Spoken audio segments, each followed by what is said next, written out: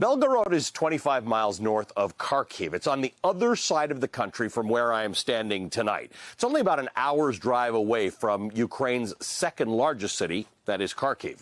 Look at what happened in the Russian city of Belgorod today. Take a look at these missiles coming out of the sky and those helicopters flying really low, and then what appears to be an explosion. This was a fuel depot inside Belgorod, inside Russia. Russia immediately claimed today that Ukraine was responsible for this attack. It said it was a significant escalation that could complicate peace talks.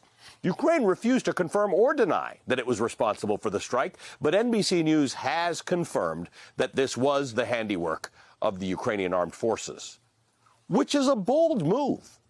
This is Ukraine's first known airstrike on Russian soil since this invasion began, and it's just one item on a very long list of Ukrainian military victories in the last 24 hours. The Pentagon says that the airport outside of Kyiv has been abandoned by Russian forces. Now, this was an incredibly important target for Russia. Control of this specific airport would have allowed Russia to fly troops directly to the capital and not worry about getting stuck in the mud or roadblocks or running out of fuel, as their tanks have been doing. But now they've abandoned it. You can see it in this new satellite image from Maxar tonight. If you see those big piles of dirt everywhere, those are protective berms that Russia built up. They're earthen walls in front of their military vehicles and tanks to keep them protected. Well, now Russia has rolled up and left the airport. All that's left are their walls of dirt. Take a look at this. This was a small village east of Kharkiv today called Malarogan. This town was previously under Russian control, but Ukrainians have now taken it back as they mount a series of counterattacks across the country. Ukrainian soldiers surveyed damage to these Russian tanks. Another soldier found a set of Russian military documents that had somehow stayed intact in all the rubble. British intelligence sources said today that Ukraine has also retaken two villages south of Chernihiv, which are located along important supply routes to the nation's capital. And take a look at this. This is the Kyiv suburb of Borodyanka today. Ukrainian soldiers held up their blue and yellow flag after Russian soldiers abandoned the city without a fight. On the outskirts of Kyiv, a suburb called Buja was one of the first cities to be taken over by Russia. It's been in Russian control since the end of February. The mayor of Buja himself was reportedly injured last month when the city came under heavy shelling.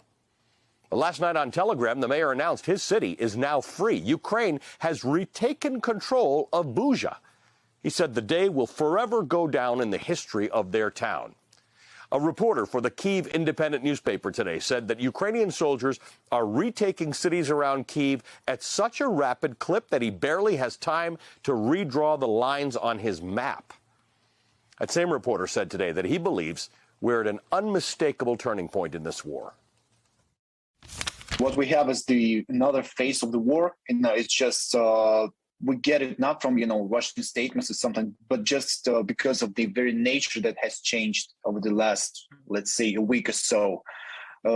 This is very clear in terms of the Battle of Kyiv. I personally believe that the Battle of Kyiv is over with a Russian defeat.